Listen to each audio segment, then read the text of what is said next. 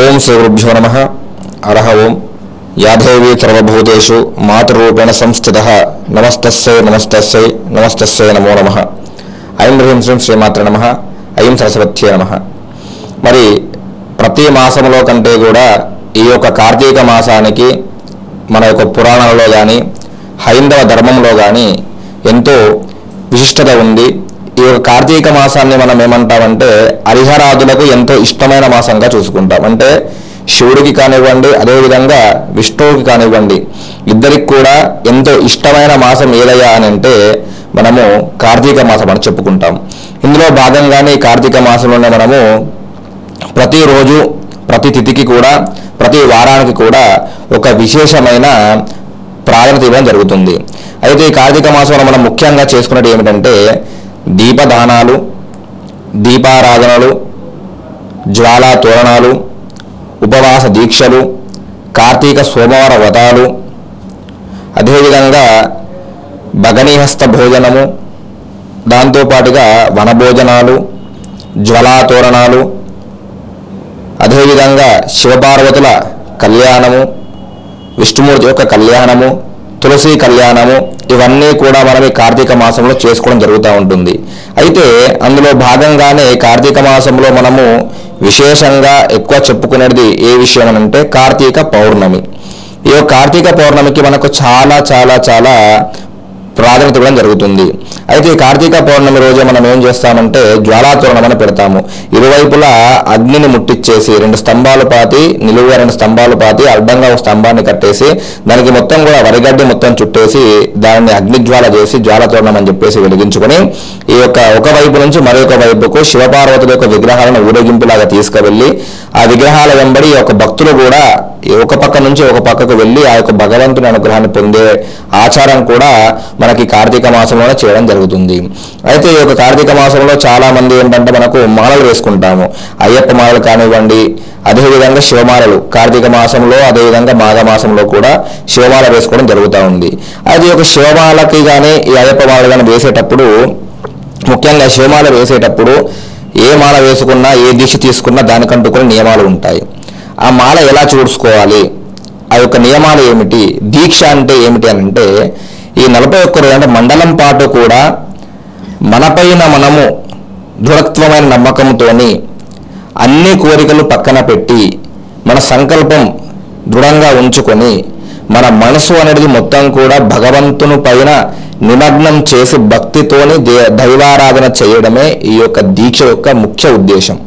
అయితే ఈ యొక్క దీక్ష అనేది చాలామంది మండలం పాటు వేస్తారు. మండలం అంటే 41 రోజు వేస్తారు.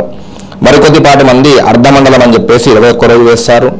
ఇక అంత సమయం కూడా లేని వాళ్ళు 11 రోజులు కూడా కొంతమంది మాల వేయడం అనేది మనం బయట చూస్తూ ఉంటాము. అయితే ఈ యొక్క మాల లోపల ఎలా ఉంటుంది అని అంటే శివమాల లోపల మనము ఎంత నిష్టగా భగవంతుణ్ణి ఆరాధన చేస్తూ ఉంటే మనకు అంత ఫలితం వస్తుంది.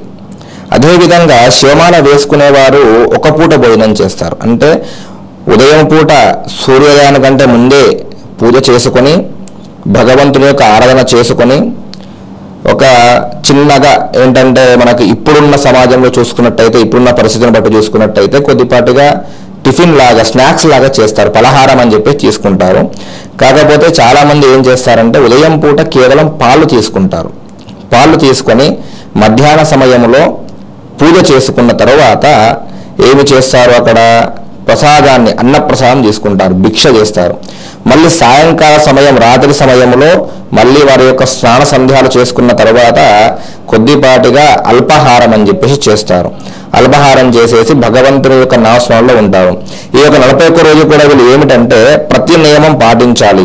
నియమం పాటించుకుంటూ ఈ యొక్క మన ఎప్పుడైతే ఉట్టిగా ఉన్నప్పుడు మాల వేసుకోకముందు మన యొక్క మనసు ఏ విధంగా అయితే సకల కోరికలు కోరుకుంటుందో వాటన్నిటికీ దూరంగా ఉండాలి. మాల వేసుకున్న వారు ముఖ్యంగా అల్లం, వెల్లుల్లి తినకూడదు, ఉల్లిగడ్డ తినకూడదు. కొన్ని గుణాలకు సంబంధించిన కొన్ని వస్తువులు, ఆహార పదార్థాలు కొన్ని కూడా కట్టడి చేసుకోవాలి. అయితే చాలామంది ఏమంటారంటే నేను 5 సార్లు మాల వేసిన గురుస్వామిని, 11 సార్లు మాల వేసిన మహాగురుస్వామి అని బయట చెబుతూ ఉంటారు. కాకపోతే ఇక్కడ గురుస్వామి అంటే అర్థం ఏంటంటే గురుస్వామికి కొన్ని నియమాలు ఉంటాయి. ఆ యొక్క పూజలో చేసే ప్రతి ఒక్కటి కూడా గురుస్వామికి తెలిసి ఉండాలి. తర్వాత మాల వేసినప్పుడు ఎలా ఉంటుందంటే, మాల వేసిన తర్వాత మళ్ళీ మాల విరమణ అయిన తర్వాత దీక్ష తీసుకొని దీక్షా విరమణ అయిన తర్వాత నీవు ఏ విధంగా ఉంటున్నావో చూడాలి.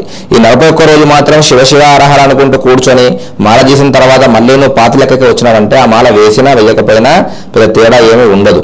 కాబట్టి మాల వేసిన వారి యొక్క సంకల్పం ఏంటంటే, ఈసారి నేను మాల వేసుకున్నాను, నా యొక్క చెడ్డ గుణాన్ని ఒక దాన్ని ఇప్పుడు విడిచిపెడుతున్నాను నేను అని చెప్పేసి ఒక చెడు గుణాన్ని విడిచిపెట్టేసి ఆ యొక్క మాల విరమణ అయిన తర్వాత కూడా అదే విధంగా ఉండి మరలా సంవత్సరం మాల వేసుకున్నప్పుడు ప్రతి మనిషికి చాలా చాలా చెడ్డ గుణాలు ఉంటాయి, చాలా ఉంటాయి, ప్రతి మనిషికి ఉంటాయి, నాకుంటాయి, మీకుంటాయి, అందరికీ ఉంటాయి. కానీ ఆ యొక్క చెడు గుణాలను ఒకదానికి ఒకటి ఒకటి ఒకటి ఒకటి ఒకటి తొలగించుకుంటూ రావడమే.